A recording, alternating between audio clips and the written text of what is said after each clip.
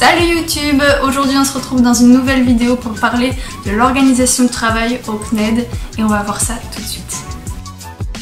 Alors comme vous pouvez voir, j'ai changé de décor, si on peut appeler ça un décor, c'est juste qu'ici j'ai plus de luminosité qu'à mon bureau et ça sera quand même plus sympa pour vous. Alors pour commencer, pour établir un planning de travail avec le CNED, je vous conseille de regarder sur le site, vous avez parfois des plannings de suggestions en fait de travail et sur certains ils vous proposent donc directement en fait comment travailler et à quel moment rendre les devoirs. Donc moi c'est ce que j'ai fait, je me suis aidée de ça et j'ai organisé ensuite tout mon planning de travail sur toute l'année. Donc, je vais vous le présenter juste après. Voilà, pour synthétiser, vous vous retrouvez sur chaque cours, un petit onglet ou quoi, devoir, et quand vous cliquez dessus, ils vous disent qu'il faut faire telle séquence et après telle séquence vous devez faire tel devoir, donc, etc., etc. Pour construire le planning de travail, vous avez différentes méthodes. Vous allez avoir, je dirais, la méthode unique, ce qui va être ce que j'appelle un emploi du temps comme on pouvait avoir au collège ou au lycée peut-être. Et la méthode que j'utilise moi, donc c'est par semaine. Donc j'ai fait, je vais vous montrer ça tout de suite. Je me suis fait un planning voilà sur toute l'année. Donc moi j'ai commencé en octobre, c'est pour ça que ça commence en octobre. Et l'année se termine en juin. Ici en rouge c'est les derniers délais en fait pour rendre les devoirs. Et ici en violet c'est la semaine de Noël, donc je me suis dit c'est une semaine de répit. J'ai organisé ça en fait sur chaque semaine. Donc vous avez semaine 40, 41, 42, etc. sur toute l'année.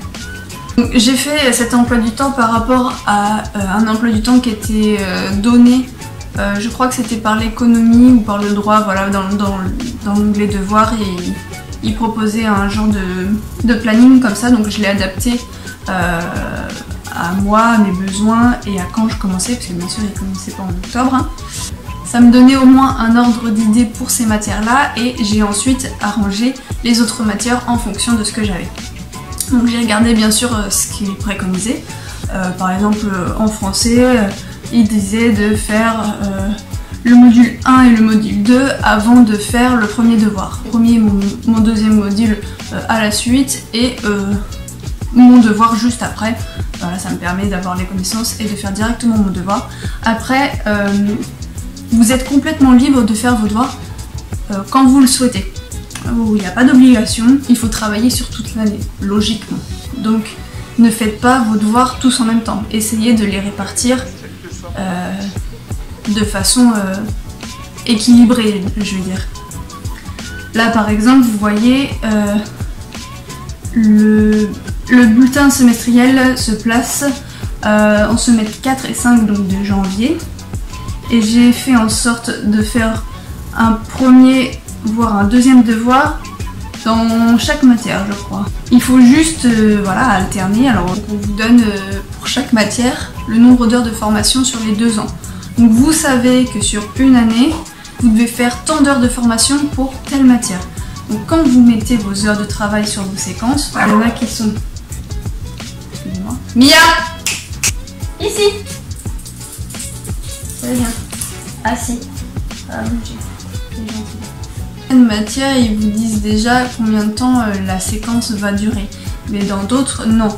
Mais vous pouvez faire un peu de maths pour savoir combien de temps vous devez passer sur environ, du moins, sur vos séquences pour faire la totalité des nombres d'heures de formation qui est requise pour l'année. Il faut juste voilà, alterner. Alors quand on était au collège ou au lycée, les profs nous donnaient tous la même semaine que des devoirs. On n'avait que des devoirs parce que c'était bientôt le bulletin et il fallait tous qu'ils aient des notes, et en général on se retrouvait avec des journées où on faisait que des contrôles. Donc ça c'était juste une horreur. Donc essayez de pas faire ça, là vous avez le choix. C'est vous qui décidez quand est-ce que vous faites vos devoirs. Donc étalez-les, faites comme vous voulez. Vous êtes juste maître de faire vos devoirs quand vous le souhaitez. Ça c'est un gros avantage quand même. Je sais que quand on est au CNED, on va avoir la pression parce qu'il n'y a personne qui est derrière nous pour nous dire de s'y mettre, quoi, on va dire. Il faut se foutre un coup de pied au cul tout seul, comme on dit. Et il y en a qui vont trop en faire. C'est-à-dire qu'ils vont avoir tellement peur de ne pas avoir fini le programme qu'ils vont bombarder les premiers mois et en fait au bout d'un mois ou deux, ils vont être complètement épuisés et carrément démotivés parce qu'ils en ont trop fait d'un coup. Le but c'est pas du tout ça. Vous avez toute l'année pour apprendre, suffit de bien caler vos heures. Après je comprends, il y a des jours où on n'a pas envie, on n'est pas motivé, et bien au pire si c'est pas la peine de se forcer, si vous loupez 1 heure de cours ou voilà, et bien vous la rattrapez soit sur le week-end, soit sur la semaine suivante, vous vous débrouillez, mais il faut qu'à la fin de la semaine, vous vous dites c'est bon, j'ai bien fait mon nombre d'heures de cours, ou c'est bon, j'ai bien fini ma séquence. Pas la peine de se blinder d'informations, parce qu'au final, vous allez rien retenir, vous allez être démotivé, et ça aura servi à rien. Donc, espacez bien, aérez quand même bien votre temps de travail, votre planning. Voilà, donc ça c'était pour la question de l'emploi du temps, de l'organisation des devoirs, comment on fait, etc. J'espère que ça vous aura plu et que la vidéo vous aura été utile. Et surtout n'hésitez pas à me laisser des commentaires, à me dire ce que vous en pensez, me dire si vous êtes du CNED, ce que vous faites. Merci d'avoir regardé cette vidéo et bisous, à la prochaine.